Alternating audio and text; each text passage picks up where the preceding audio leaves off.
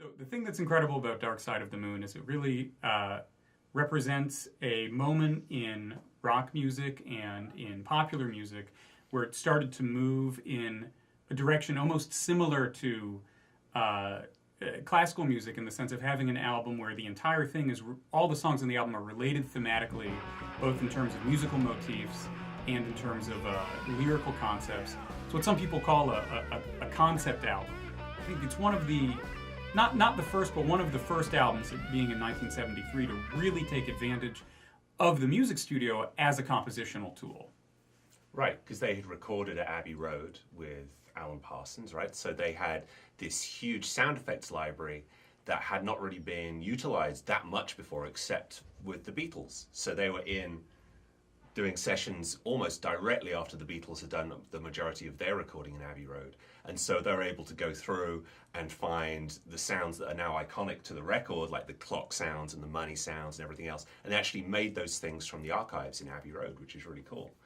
Also, they were using some of the really early synthesizers, the VCS3, which is like a suitcase-sized modular synthesizer, which we're using computer software to emulate the sound of, and some Moog synths as well. So it's a really nice fusion of those kind of things. When you listen to the album, like, this is obviously a really different zone than you're normally in with Act Two. Yeah.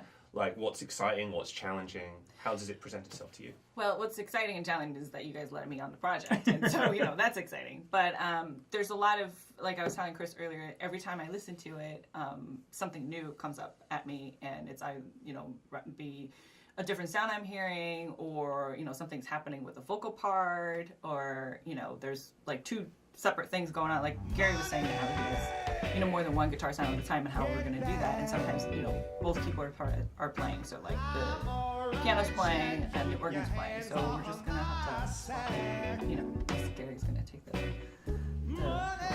yeah, I'm going to have my big two chords and Great Gig in the Sky. Different versions, that's going to be good. But yeah, there's, a lot of it is just trying to, I think for me, the most fascinating part so far is actually just the fluidity between each songs and how things are just going to morph into each other, which I like a lot of it about them. Mm.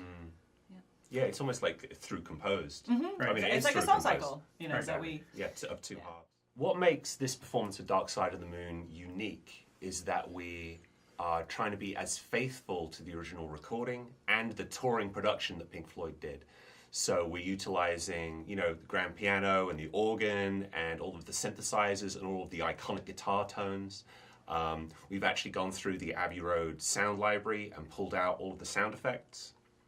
And we're going to be presenting in surround sound, in quadraphonic sound, just like Pink Floyd did it back in the day. So it's going to be as faithful a representation of the classic album as we can possibly make it. Join us Saturday, March 5th.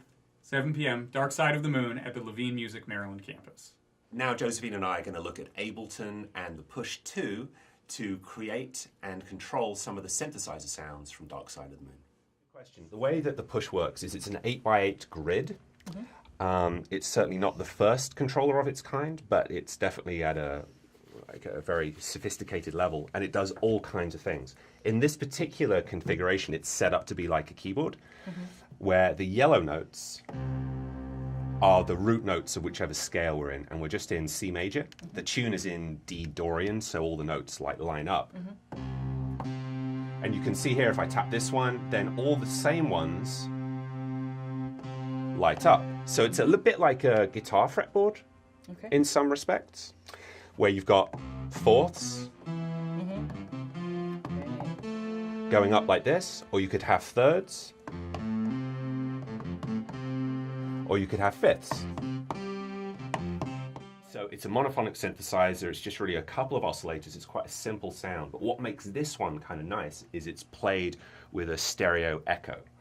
So on the original track it has these, what's called like a ping pong effect, where you hear the original sound and then you hear it echoed later in the left channel, then the right channel, and it goes back and forth. So if we play like a really short sound,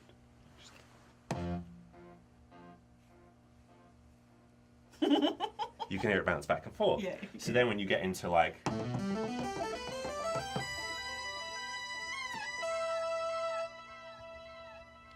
get all that Yeah. kind of psychedelic swirl.